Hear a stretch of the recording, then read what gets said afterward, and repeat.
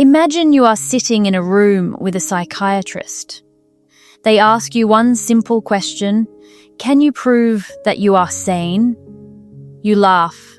Of course you are sane. You go to work, you pay your bills, you have conversations, you remember your name, you know where you are. But none of those things actually prove sanity. A person experiencing a delusion may still go to work. They may still pay bills.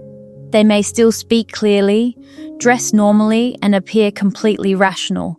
In fact, some of the most convincing delusions are convincing precisely because the person experiencing them has built an entire logical system around them. So let me ask again. Can you prove you are sane? Not that you feel sane, not that other people have never questioned you. Can you actually prove it?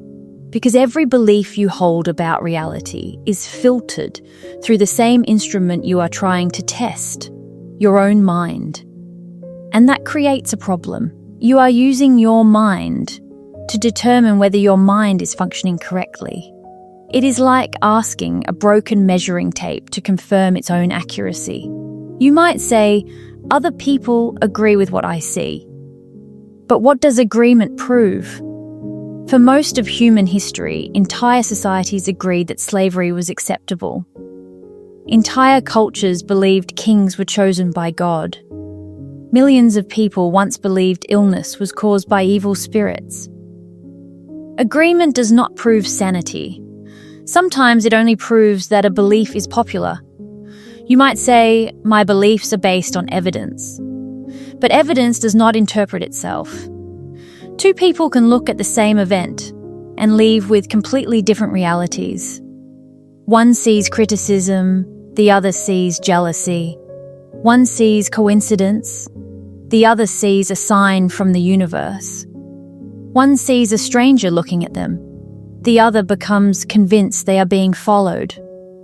The difference between a reasonable interpretation and a paranoid one is not always obvious from the inside. That is the disturbing part. Insanity rarely feels like insanity to the person experiencing it. It feels like revelation. It feels like finally seeing what everyone else is too blind to notice. A paranoid person does not usually think, I am paranoid. They think, I am paying attention. A narcissist does not think, I lack empathy.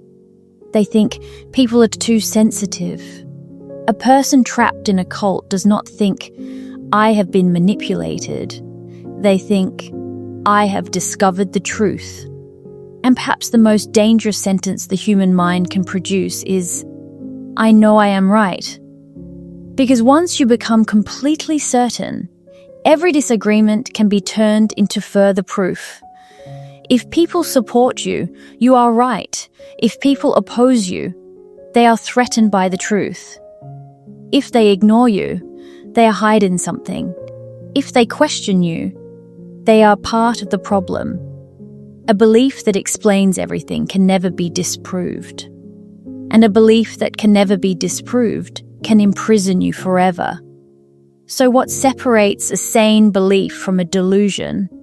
It cannot simply be confidence. Delusional people can be extremely confident. It cannot simply be intelligence. Highly intelligent people are often better at defending irrational beliefs because they can invent more sophisticated arguments. It cannot even be consistency. A person can be consistently wrong. Maybe sanity is not about having perfect beliefs. Maybe it is about being able to doubt them. A sane mind may not be the mind that always knows the truth. It may be the mind that can say, I could be mistaken. I may not be seeing the full picture.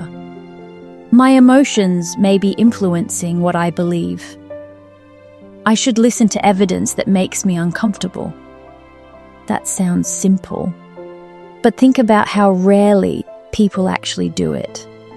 We protect our beliefs as though they are part of our bodies. When someone challenges our politics, religion, relationships, or identity, The brain can react as if we are under physical attack. We do not calmly investigate. We defend, we attack. We search for information that confirms us and avoid information that threatens us. Then we call the result independent thinking. Perhaps sanity is not a permanent condition.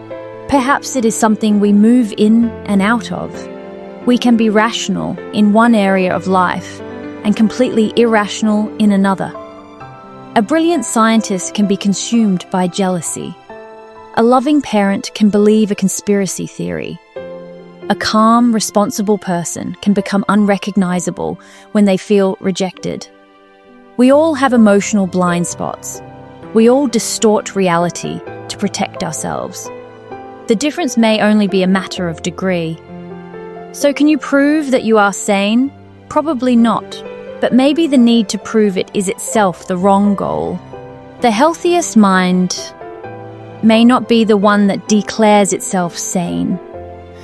It may be the one that continues checking, the one that invites disagreement, the one that notices when certainty becomes too comfortable, the one that understands that perception is not reality, memory is not a recording, and confidence is not evidence.